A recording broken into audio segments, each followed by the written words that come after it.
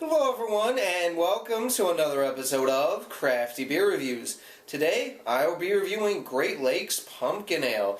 This is not a brand new release from them, but it is the first time in bottles. And as you guys can clearly see, this is in bombers. This is going to be the start of Great Lakes actually using bombers to release some of their specialty beers, which is kind of cool.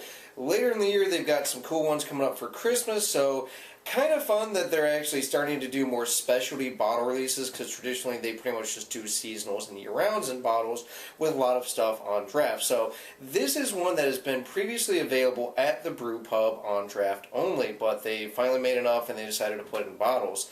So this is their pumpkin ale. They are using fresh roasted pumpkins from Great Lakes' own farm in this, which is really, really cool. That's also the reason that it just came out. I know a pumpkin beer coming out in October. Who would have thought? And they're using, of course, autumnal spices. They don't say which ones, but I think we all know which ones they're probably using. But yeah, cool stuff. Let's go ahead and check out the aroma. Wow. That's really interesting. So you really do get that real pumpkin smell from this. Yeah, it's got like this actual vegetal pumpkin note. There's definitely some cinnamon, a bit of nutmeg, some clove. Maybe a touch of allspice in there. There's a little bit of a sweet bready malt as well. But yeah, I think the dominant thing is that vegetal, real pumpkin flesh kind of smell along with the cinnamon and clove.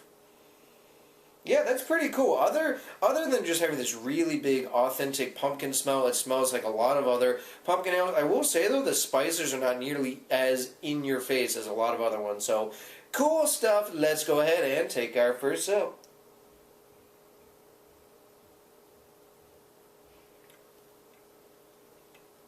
Oh, wow.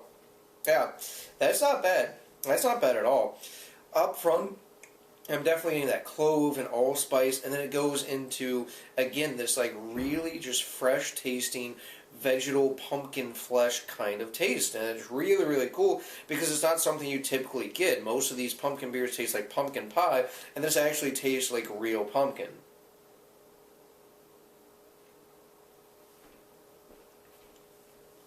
Yeah, definitely getting some cinnamon, some of that nutmeg, again, clove, a little bit of allspice in there.